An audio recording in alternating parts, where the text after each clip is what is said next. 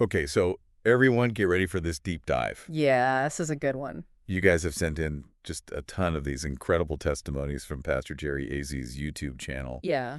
And we're really about to explore this world where faith and healing like just collide head on. Uh-huh. It's a place where the motto, what God cannot do, does not exist. Right. It's more than just a motto. Absolutely. It's like people's lived experience, Yeah, and as we're going through these stories, I think it's a really good thing to think about for our listeners. It's like, what elements resonate with you the most as we're going through these? Yeah. So we have a lot of different types of stories, you know, sudden blindness, cured resurrections on airplanes, years of infertility, and then like a baby just appears, Yeah, it's wild. These crazy career rises. And I think, it's really good to think about like what sparks your curiosity and, what, if anything, challenges your existing perspective. What strikes me right away is that these stories aren't just about the big miracle moment. Right. So Absolutely. let's take the 15-year-old girl who like all of a sudden loses her sight. Okay.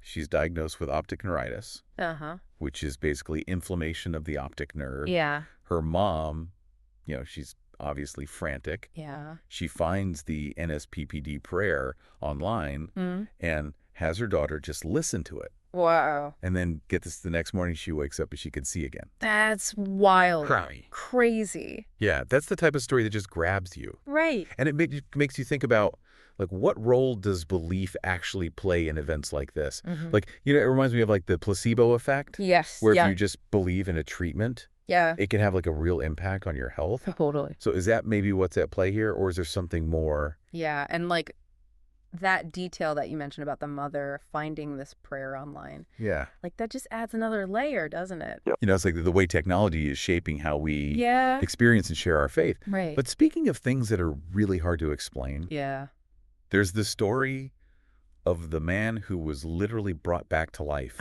on an airplane. I remember this one. So mid-flight medical emergency. The guy is unresponsive. Yeah. People are panicking. Right. And then one passenger who's familiar with Pastor Jerry's teachings starts praying and specifically invoking like the God of Pastor Jerry. Wow. And wouldn't you know, he comes back.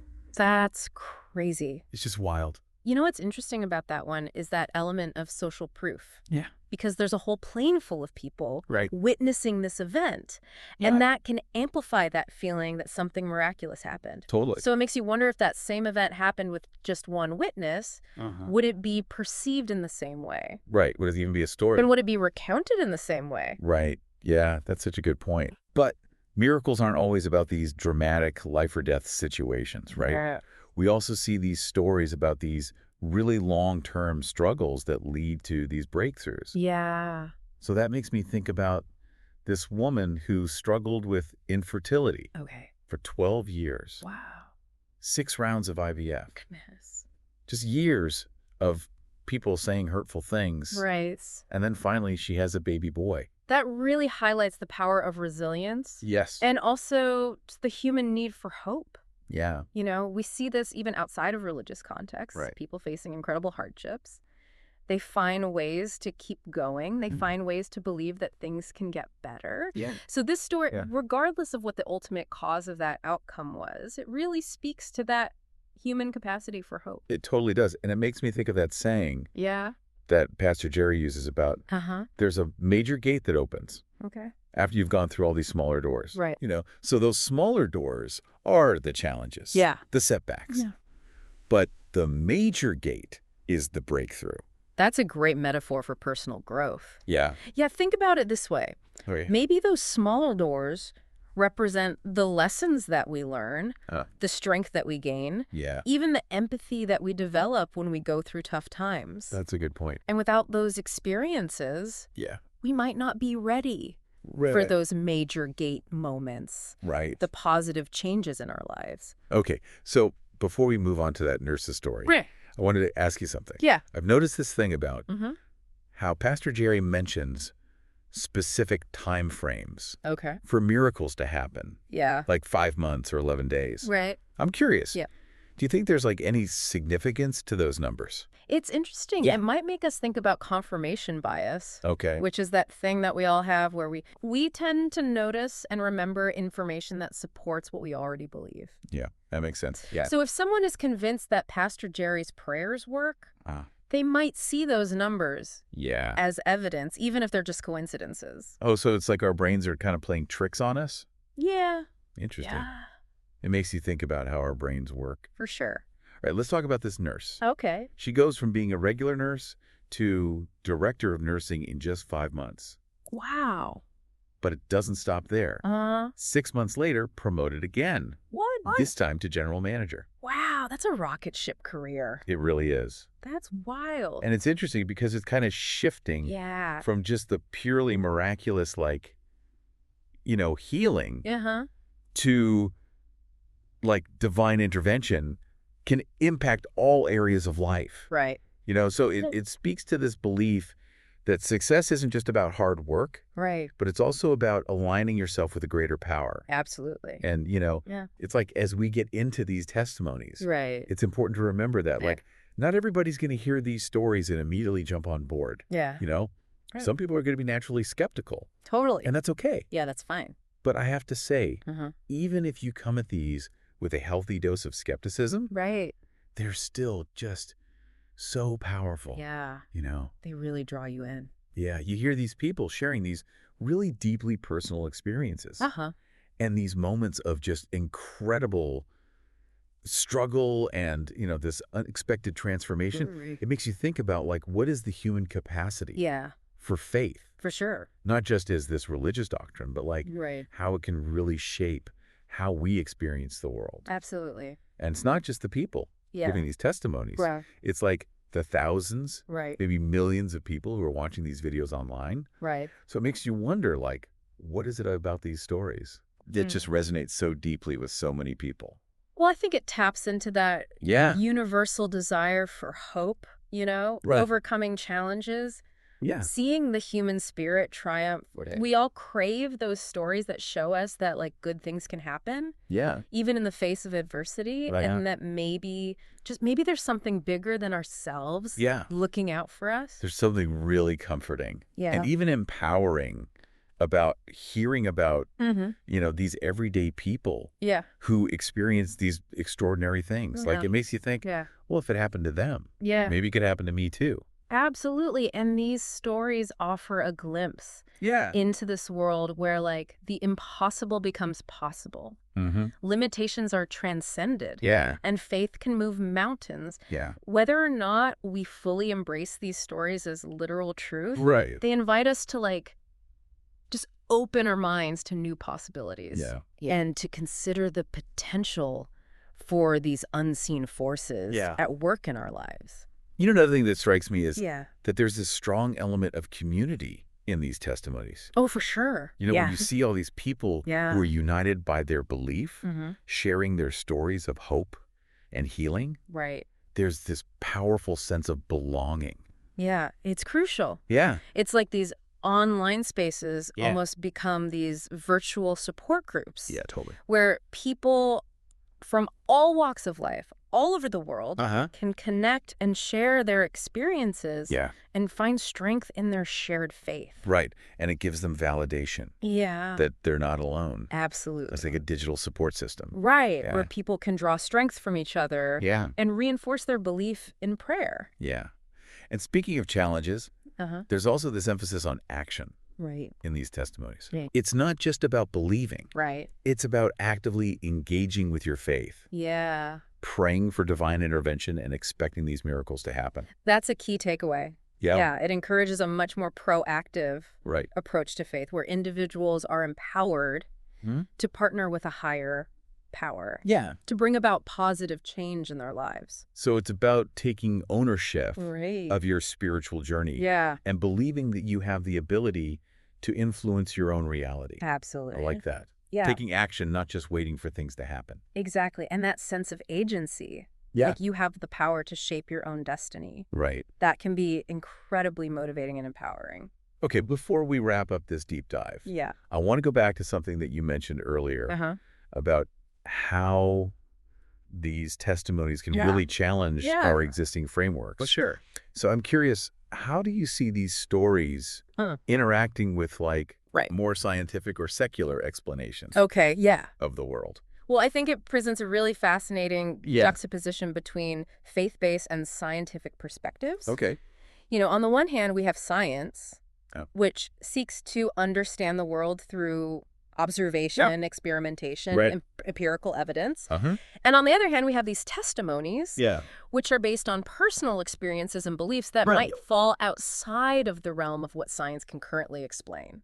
So are we saying that science and faith are just incompatible? Or is there room for a more nuanced understanding?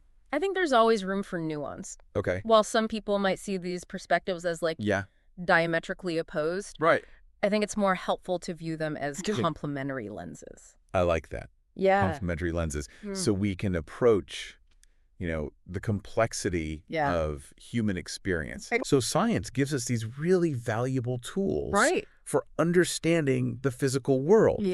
While faith offers this framework for exploring these questions of meaning, purpose, and the unseen. Absolutely. Because at the end of the day, both science and faith are driven by this desire to understand the world around us, even if they approach that quest from different angles. Exactly. So what does this all mean for our listener? What should they take away from this exploration of faith healing and this idea that what God cannot do does not exist? That's the beauty of these deep dives. It's not about providing definitive answers, but it's about sparking this thoughtful reflection and empowering the listener to draw their own conclusions. Maybe they'll walk away with a renewed sense of wonder, or maybe they'll start questioning some of their own assumptions. Or maybe they'll just gain a deeper appreciation for the diverse tapestry of human belief and experience. I think that's a great point. We've covered a lot of ground today, exploring these fascinating testimonies and, all the big questions that they raise about faith healing and the limits of human understanding. Indeed. And as we kind of move towards our final thoughts, I want to leave you with this question. We've been focusing on these stories of dramatic interventions. But what about the subtler everyday wonders that might be happening all around us? Are we paying attention? That's a good question. Perhaps the God of wonders and perfections is working in ways that we just haven't learned to recognize yet. That's so powerful. It's so easy to get caught up in the day-to-day. That we just totally forget to look for those little miracles, those little moments of synchronicity that could be signs of something bigger. It's almost like we're desensitized to the wonder around us because we're so bombarded by these grand narratives. So maybe we need to shift our focus and appreciate the extraordinary within the ordinary. So what if the God of wonders and perfections is not just about those grand miracles, but about the beauty that's just woven into existence itself? That's a great point. I love that. It makes me think, are we limiting our understanding of what's possible when we're only looking for those big dramatic miracles? Maybe. What if we expand our definition of wonder to include those everyday marvels that we usually just take for granted? That is a profound question. What if we approach each day with that sense of wonder?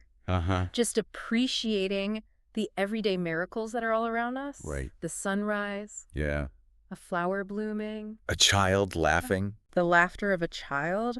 Maybe that shift in perspective could just unlock this deeper level of awareness and gratitude for everything around us. It's true. We really are.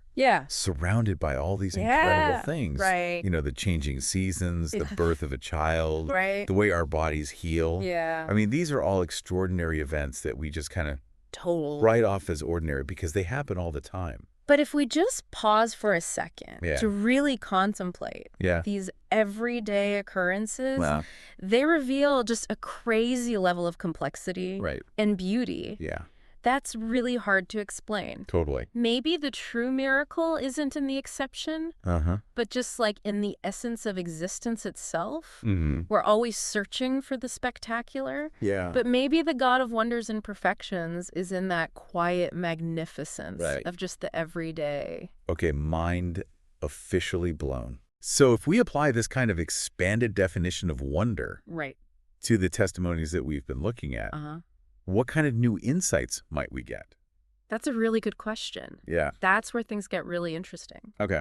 What if that woman's 12-year journey to motherhood wasn't just about the birth of her son, but also about like the strength and the resilience that she developed through all those years of hardship?